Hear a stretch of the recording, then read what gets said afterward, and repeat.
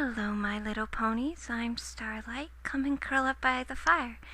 I'm going to weave you a tale of times far ago, in a far-off land where dark meets light and good battles evil. This takes place eons ago, in a land that no longer is connected to Equestria. This is the land of Fae. Now, there are many different types of Faes, little ones. There's dark, light, nature, earth, wind, fire. You get it. There's about a Fae for just about anything. There's even Faes that paint ladybugs. Now, my dear little fillies, in order to understand this story, we must go back before the adventure, before our main character was even knew that she was important.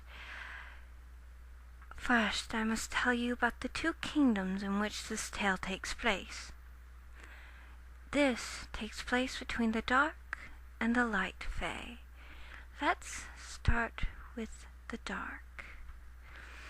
Now, centuries ago, when the Fae world was still connected to where Equestria is now today, there was, by the Everfree Forest is now, there was a mighty empire. The dark Fae lived there, you see, and this is where the Wendigos came from. This land, shrouded in mystery and darkness, was filled with creatures of all kinds. Vampire ponies, monsters and creatures of the night, animals that slither and slime. Creatures like the Wendigo and of werewolf ponies and of the palace where the Fae live, the dark Fae to be precise. Now, during these times, all Faes were in harmony, as 'twere their nature. Faes are not meant to fight, you see, and the reason and the kingdoms that were most in harmony was the light and the dark Fae. For the night dark Fae king knew that without light there could not be dark. And so the king of the dark Fae and the king of the light Fae, who were very good, nice, kind people, reasonable, were very close friends. Their children grew up together. The royal guards knew each other, and there was peace and prosperity throughout this land, for you see, the lands of them were together, and together they were two of the most powerful kingdoms. And then darkness struck into the eldest king's son's heart of the dark Fae. He did not believe his father. He believed that as dark Faes, they were powerful, that darkness shall rule. He did not believe that without light there would not be dark, because without light there is nothing but darkness. But, see, Fae ponies do not die. So, without, of course, being killed. So, his son, whose name was Dark Crystal, but most people called him Dark, he went to the land of ponies, where there were regular earth ponies and unicorns and Pegasus, who were far less advanced than they are. but they had something that he desired. Iron. Iron, the mere touch of it, can cut through a fay like that of a knife through melted butter. Or in this case, a sharp knife, a hot knife through butter. But, more importantly, what he found there was lemons. Now, this turned out to be poisonous. To have mere contact would kill him. He lost 3 soldiers this way.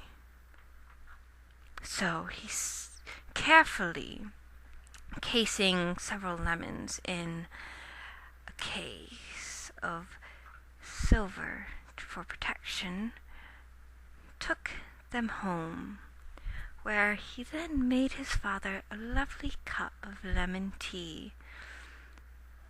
The king died shortly after, nobody knowing how, but while the country mourned its king, both light and dark, Dark Crystal took the throne. Now, to the kingdom of light, of the light fae, you must know that the king of light, whose name was Perseus, but most people called him the Sun King, and he had 7 sons, and he loved them all, but he had 2 twin daughters. Now, one of these daughters was rather strange, but we will get back to her. First, I must tell you of Sundrop. She was a beauty. Her coat was the palest gold, her mane the color of rays of sun, her eyes the color of a summer sky, so blue you thought you could fall into them and sail on clouds. She was gentle, her mane as soft as dawn feathers, her heart as warm as a summer breeze, her voice as sweet as a songbird. The king truly loved his drop of sun. Sundrop, truly beloved by all of her people, and she was most beloved. Now, her twin sister, Starlight, no? Stardust. Starlight comes later. Stardust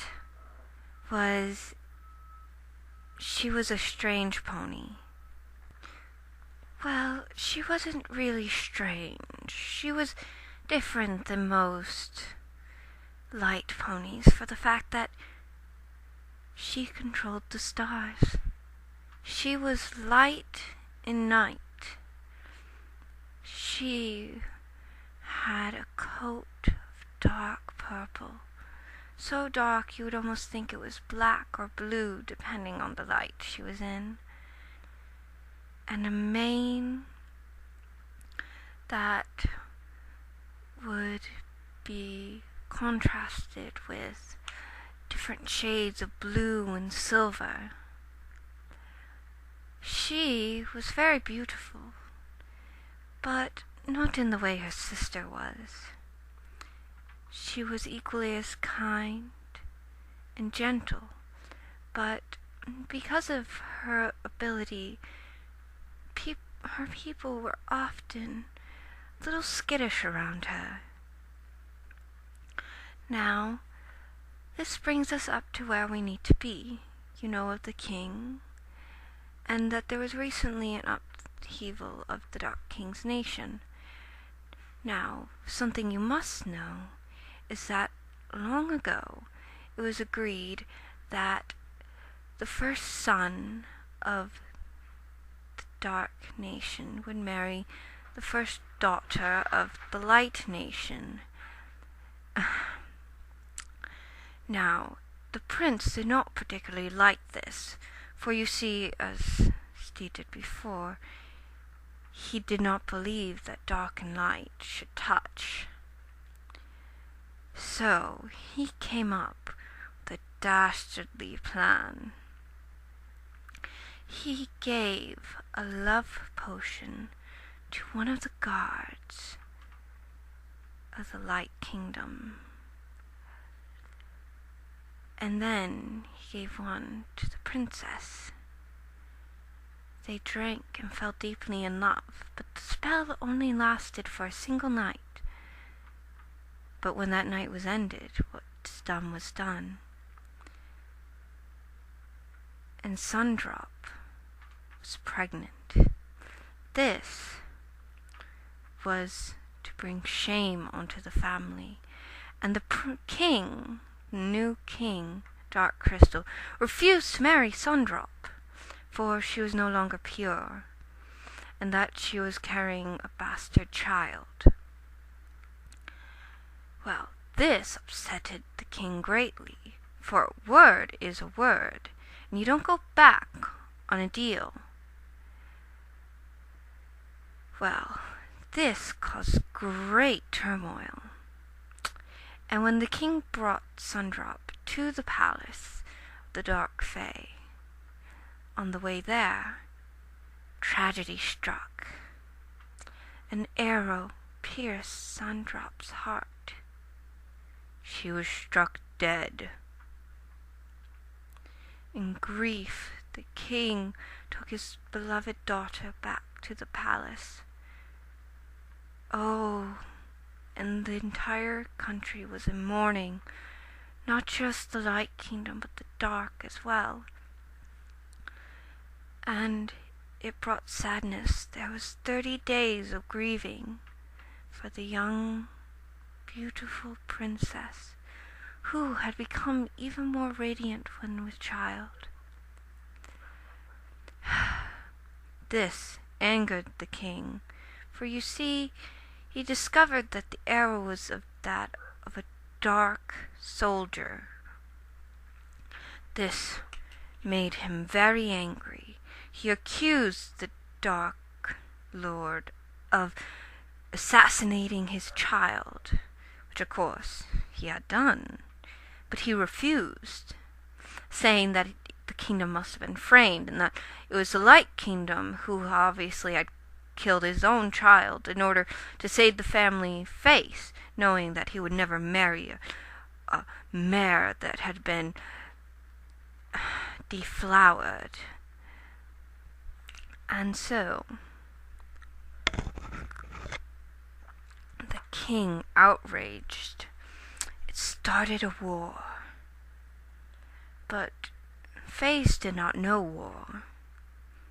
But the Dark King had something of an advantage, as he learned that steel beforehand, or iron, would cut through any Fae as easily as a warm knife through butter. Now, this caused a war for 1,000 years, until finally a truce was made. The Light Kingdom would seal itself away from the Dark Kingdom in a land that was unknown, in a place that was in a place.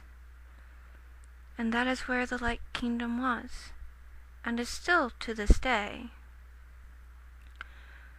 Eventually more Fae kingdoms joined the Light Kingdom in this floating island place as the world became darker and more filled with ponies.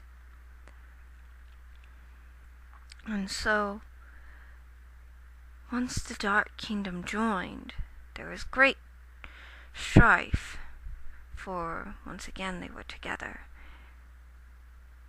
But they did not go back to war. But the Dark King did not stop planning. At this point, the Fey King is tired.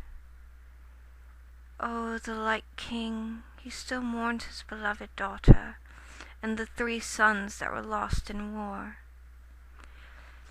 He is tired. So he goes into a long sleep, trusting his children will look after the kingdom till he awakes. And this is where we start, 100 years after the king went to sleep. May I introduce Stardust, as beautiful as she was before, just a little older. She is about what a 20-year-old mare would look in Equestria. Full grown, strong, healthy, beautiful. She practices magic, has a love of all things of the night. And then something happens. Her father stirs in his slumber, and so he's poisoned. But they do not know what. And no matter what spells they use or what potions they give, the father slowly deteriorates in his slumber. Now, they all, children, are mourning, except for Stardust, who is trying to figure out what could happen. She figures that it must have come from the Dark Fae. There had been spotted at the border, just a few. And so she grabs her cloak and her potions, for only she can venture into the Dark Nation, for she won't stand out with her mane covered. She won't stand out even if it isn't covered. So she puts on her cloak, grabs the saddlebags, a few magic enchantments, and she informs her brothers that she is going into the Dark Lands in order to find a cure for what ails their poor father. And that, my dear ponies, is the end of part 1. I will continue this story, and I hope you all like it. It is my own story, and I hope you like my story times, and hopefully it will be enough that maybe this is what my channel will be about. I hope you all enjoy. Starlight Pony signing out. I'm sorry for the mix-ups here and there, and I can't wait to do the next part. Starlight Pony signing out.